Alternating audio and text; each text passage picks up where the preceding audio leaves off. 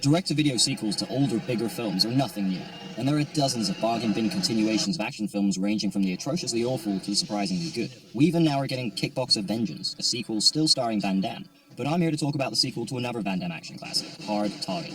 That one was directed by John Woo, probably the greatest action film director of all time. This one was directed by the guy responsible for The Marine 2, Death Race 2, Death Race 3, The Scorpion King 3, 12 Rounds 2, Behind Enemy Lines 4, The Man with the Iron Fist 2, The Condemned 2, and now Hard Target 2.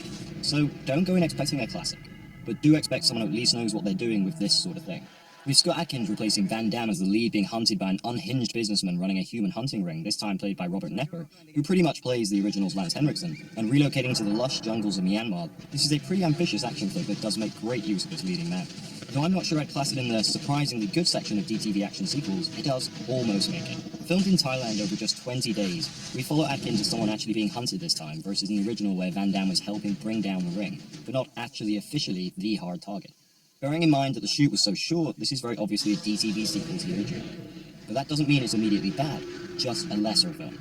The director knows what he has in a guy like Adkins, and puts him to excellent use. We begin with this pretty fantastic MMA fight, and almost every time Adkins has to go hand to hand, this is a film worth seeing. Sadly, when lesser martial artists end up on screen, we have to resort to shaky close-up stuff, which in contrast to the other well-shot, well-choreographed sequences, feel even more shoddy.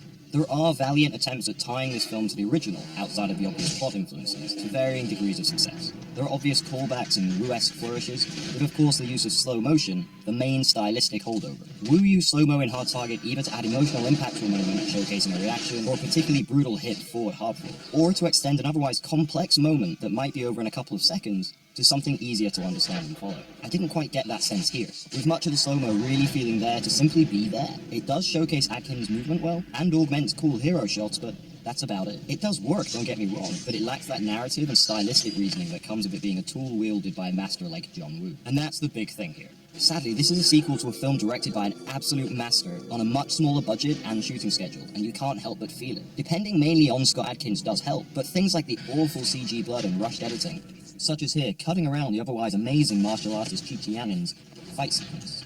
It cuts away at surprising times and you really want to see what she's doing, but I think it's probably because of the lack of time for blocking and choreography. Which means it lacks the beautifully constructed flow of the original. You don't get that here.